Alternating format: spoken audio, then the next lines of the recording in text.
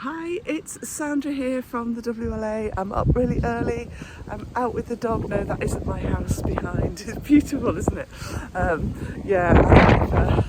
It's really quite chilly.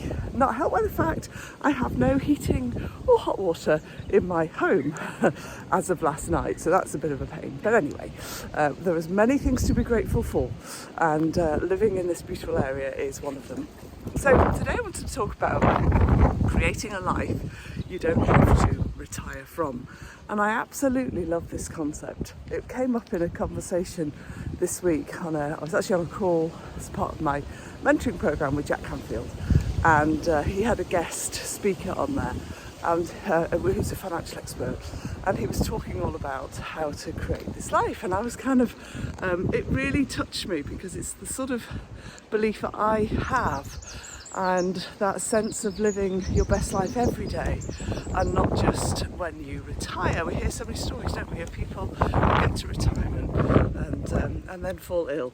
No, not everybody, of course, but why do we do that? Why do we push ourselves and wait for the magical day when we can start doing all the things we want to do?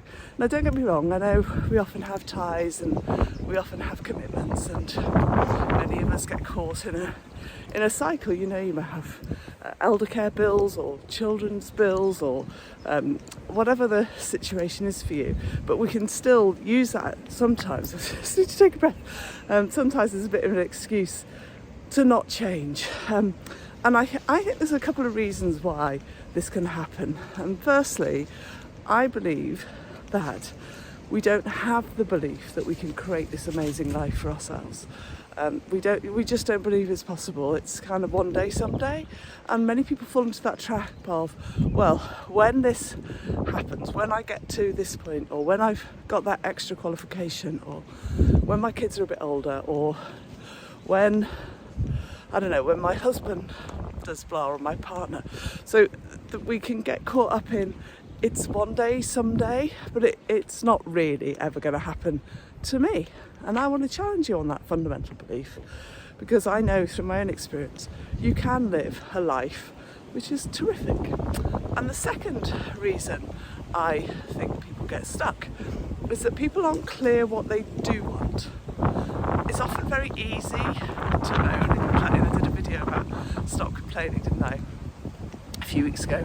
But there is often this sense of not really knowing what we want, and we get caught in this trap of this is wrong, that's wrong, the same old thinking. And we have these 60,000, 70,000 thoughts every day, and a lot of them are gripped by that inner gremlin, that inner part of us that wants to keep us where we've always been. So when you ask somebody what is it you really want, people often get stuck. So I think they're the two big reasons why we don't start to live the life we want to, because we don't believe we can have it, and we're not actually sure what it is that we do want. So this sense of, it's not about jumping, as I say, from black to white, because there's lots and lots of shades of grey in between. It's about what can you do now? What can you do today? Because we only ever have right now. You can't, tomorrow never happens because it's always over the horizon.